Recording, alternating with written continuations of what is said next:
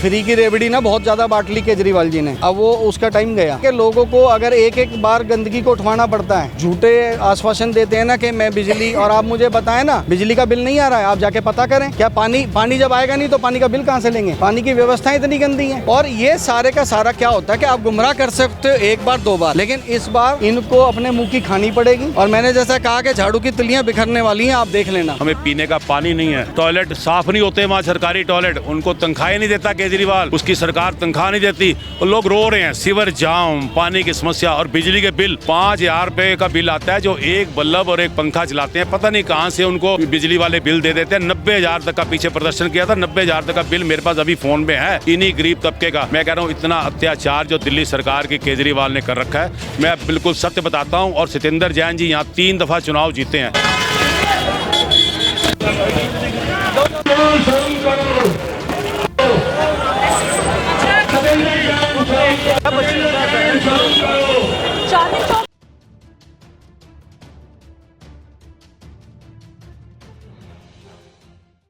नमस्कार, आप देख रहे हैं तेज तरार। मेरा नाम है आफरीन खान। इस वक्त मैं दिल्ली के ज्वाला हेड़ी मार्केट के पास मौजूद हूं और ये जो हुजूम आप यहां पर देख रहे हैं, देखकर अंदाज़ा आपको लग गया होगा कि बीजेपी के कार्यकर्ता है। यहां पर फिलहाल हमारे साथ एक ऐसे शख्स भी शामिल थे जो यानी कि बीजेपी के जो एमपी हैं, चांदनी चौक सीट से जो एमपी हैं प्रवीण खंडेलवाल जी, वो भी यहाँ पर मौजूद थे।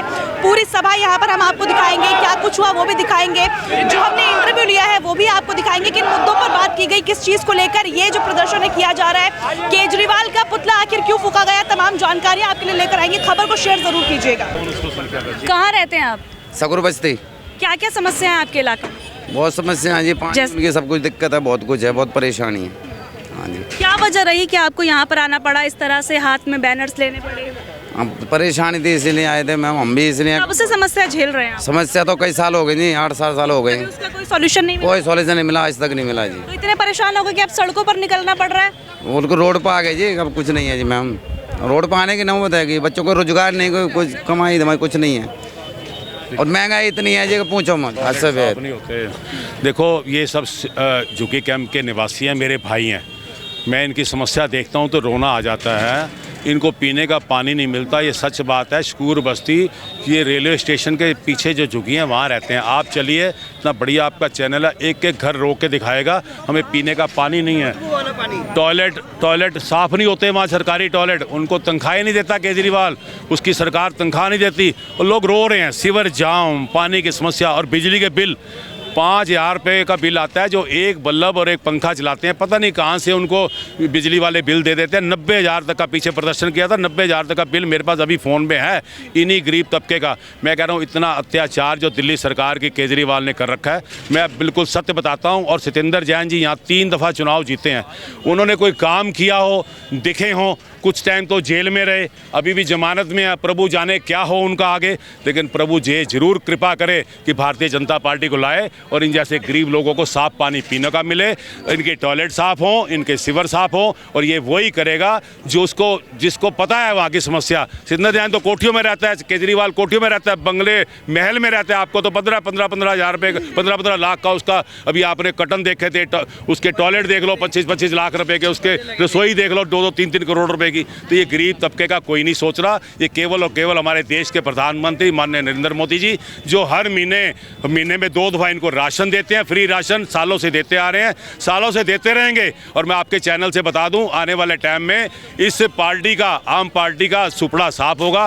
भारतीय जनता पार्टी पूर्ण बहुमत से आएगी। फिर ये गरीब के मुंह में देखना कितनी हंसी आएगी, साफ पानी मिलेगा। मैं एक और लास्ट में बात बोलता हूँ, जो ये पानी पीते हैं, क्या ये नेता पानी पी सकते हैं? आरओ उनके घर में लगा हुआ, क्या इनके घर में लगने नहीं चाहिए?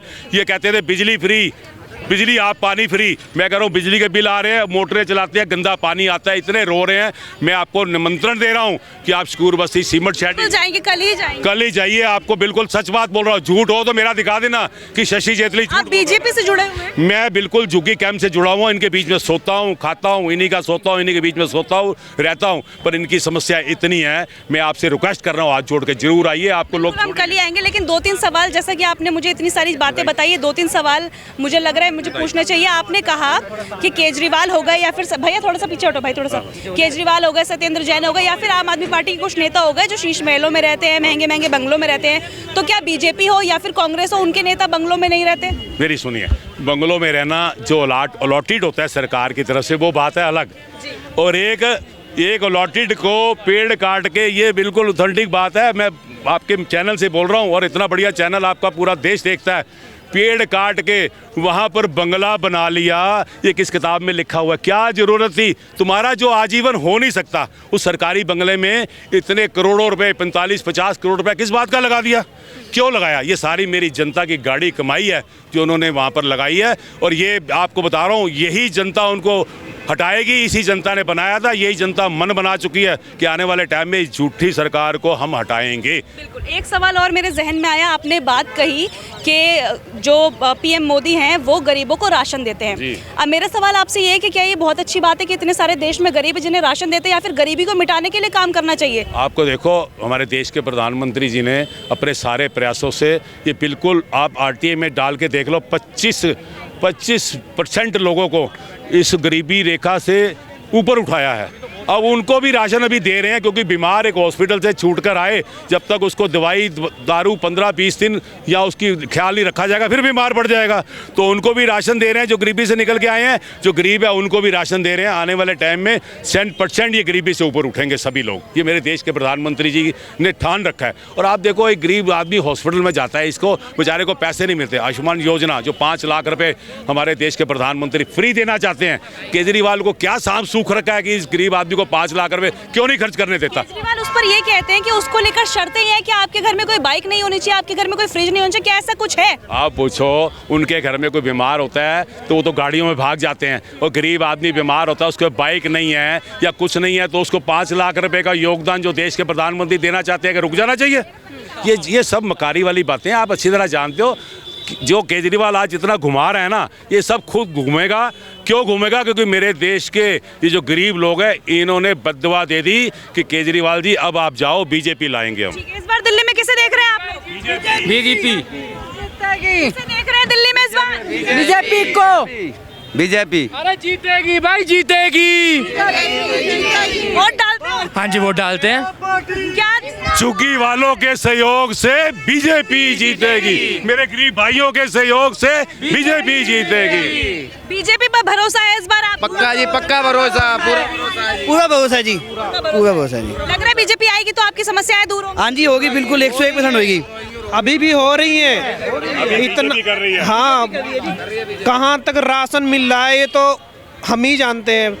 राशन चाहिए, नौकरी चाहिए? दोनों चीज चाहिए, दोनों मैम चाहिए। मतलब बेरोजगारी हटनी चाहिए, राशन देना चाहिए गरीबों को? राशन भी चाहिए, मतलब वो भी मिलना इस चाहिए। लायक नहीं बनना कि राशन लेना ही ना पड़े? नहीं नहीं, दोनों चीज चाहिए मैम। दोनों चाहिए।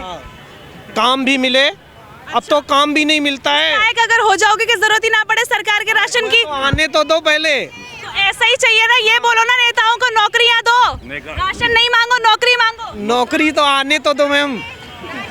तो इस सरकार को उसके बाद बताएंगे, इस सरकार के आने के बाद। सरकार आने के बाद बताएंगे। जी। ठीक है, धन्यवाद आपको। भारत माता की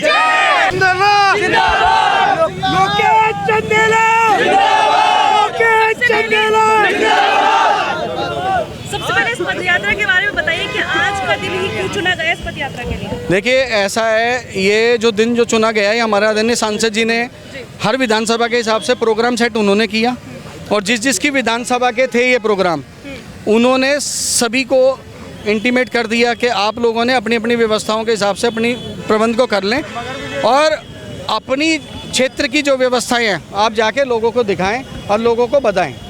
तो इस वजह से ये हम धरना प्रदर्शन कर रहे हैं, और ये तो जग जाहिर है जो काम वो कर रहे हैं। तो हमने इसको इसीलिए नारा दिया, सत्येंद्र जैन की नाकामी, बंद सीवर, गंदा पानी। और इसमें एक और हम ऐड कर देते हैं, सत्येंद्र जैन की नाकामी, बंद सीवर, टूटे रोड, गंदा पानी।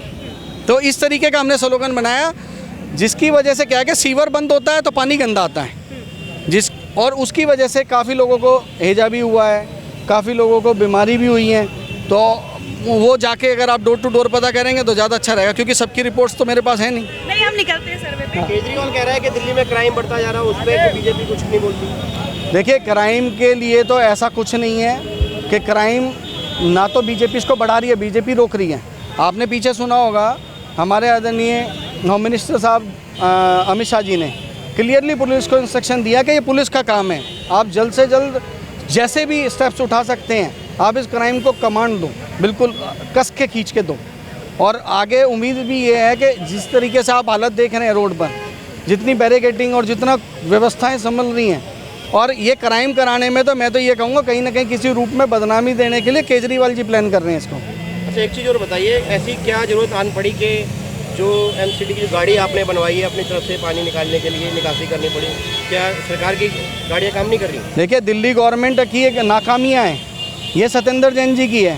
उनको तो मज़ा मनी लॉन्ड्रिंग में आ रहा था, तो वो क्या करेंगे। हमने इस बीड़ा को इसलिए उठाया क्योंकि मैं पीछे लोकसभा इलेक्शन में जब गया, मैंने हर व्यक्ति की जो सबसे ज़्यादा पीड़ा सुनी वो सीवरेज से थी।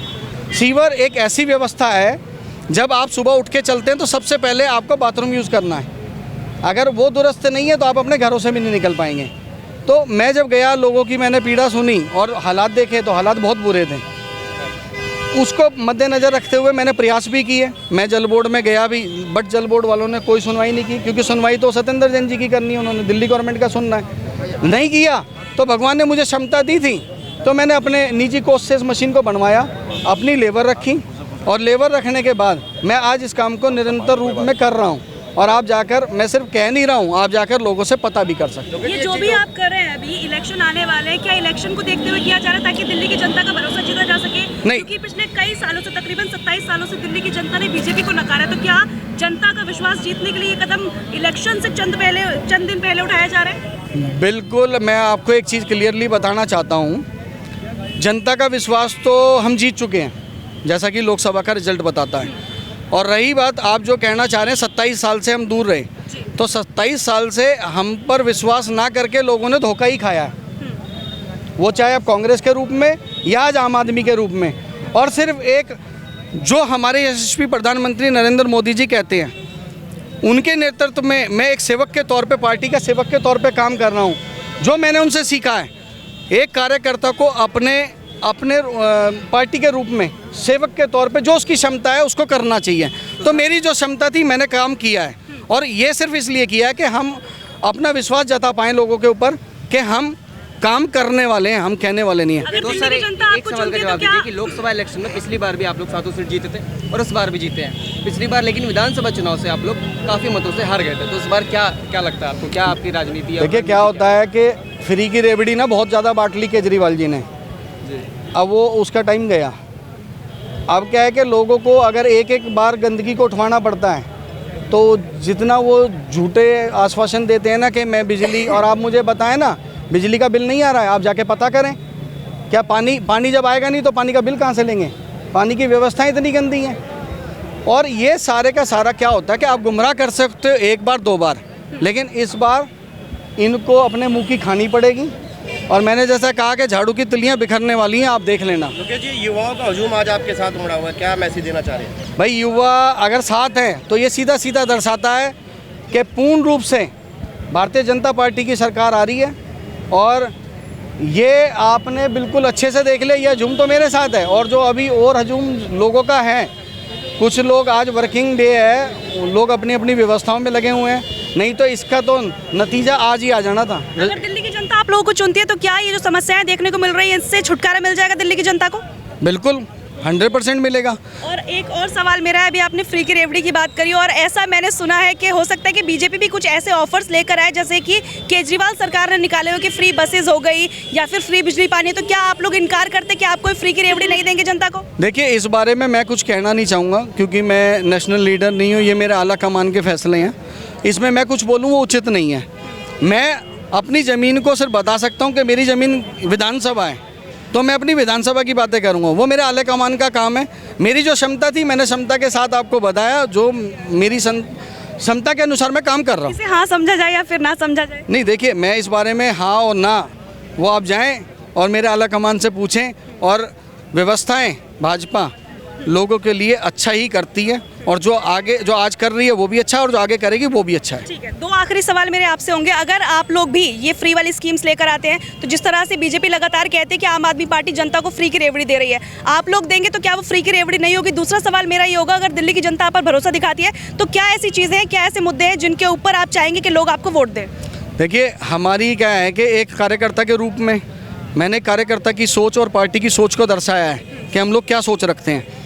जो काम आज दिल्ली गवर्नमेंट का और सत्येंद्र जैन का है, उस काम को मैं कर रहा हूँ, और मैं कह नहीं रहा हूँ, आप जाके देख सकते हैं, क्योंकि मेरी छोटी सी गाड़ी नहीं है, बहुत बड़ी है, 5000 लीटर की कैपेसिटी है, निरंतर रोड पे सबको नज़र आती है, और हम काम करते हैं। और जहाँ जहाँ जिन जिन सोसाइटी में किया, आप मेरे से डिटेल लो, और हमारे इलेक्शन के बाद चलता रहेगा ये? बिल्कुल निरंतर चलेगा ये, तभी तो परचेज़ की है, नहीं तो रेंट पे लगा के और हम भी फ्री की रेवड़ी बांट रहे होते कि हम बेगाने आए हैं। और इसका सीधा है, अगर मेरे को भाजपा मेरे ऊपर विश्वास करती है और मुझे लाती है तो ये सेवा ऐसे ही निरंतर चलती रहेगी, और नहीं भी लाती है तो मैं अपनी पार्टी का सहयोग कर ही रहा हूँ। और पार्टी के एक अच्छे सेवक के तौर पे मेरा जो भी कैंडिडेट कमल के फूल के नीचे आएगा, मैं उसके साथ हूँ। दिल्ली की जनता को क्या मैसेज देंगे आखिर में आप? भाई, दिल्ली की जनता को मैं एक ही मैसेज देना चाहूँगा, जो बहकना था बहक गए, अब उस सपने से जागो और दिन का उजियारा देखो कैसा है। यहाँ पर आप सुन रहे थे बीजेपी कार्यकर्ता को, उन्होंने क्या कुछ कहा है वो मैंने आपको सुनाया है। और जितने सवाल मुझे लगता था मैं पूछ सकती हूँ, क्योंकि भीड़ भाड़ बहुत ज़्यादा थी और ज़्यादा टाइम हमें नहीं मिला, तो जितने सवाल मुझे लगता है कि आप लोगों के जहन में होंगे उतने मैंने पूछने की कोशिश की है। वीडियो को शेयर ज़रूर कीजिएगा और अपने सवाल हमें कमेंट करके ज़रूर बताइएगा कि आप चाहते हैं कि हम कौन सी पार्टी के नेता से कौन सा सवाल करें, वो भी ज़रूर बताइएगा। हम पूरी कोशिश करेंगे कि आपके सवालों को नेताओं तक ज़रूर पहुँचाएं। इस पूरी खबर पर आपकी जो कुछ भी राय है कमेंट करके ज़रूर बताइएगा। इस तरह से केजरीवाल का पुतला फूका गया, तमाम चीज़ें बताई गई, तमाम समस्याएं यहाँ पर रखी गई। इस पर आप क्या कुछ कहना चाहेंगे वो ज़रूर शेयर करें। आज के लिए इतना ही, मुझे दीजिए इजाज़त। दिल्ली से कैमरा पर्सन नरेश कुमार के साथ मैं आफरीन खान। अगर आपको हमारी ये वीडियो पसंद आई हो तो इसे लाइक एंड शेयर करना बिल्कुल भी ना भूलें। इसके साथ ही हमारे चैनल तेज तरार को जरूर सब्सक्राइब करें, और हाँ, बेल आइकन को दबाना बिल्कुल भी मत भूलिएगा, जिससे दिल्ली से जुड़ी तमाम खबरों की नोटिफिकेशन सबसे पहले आप तक पहुंचे।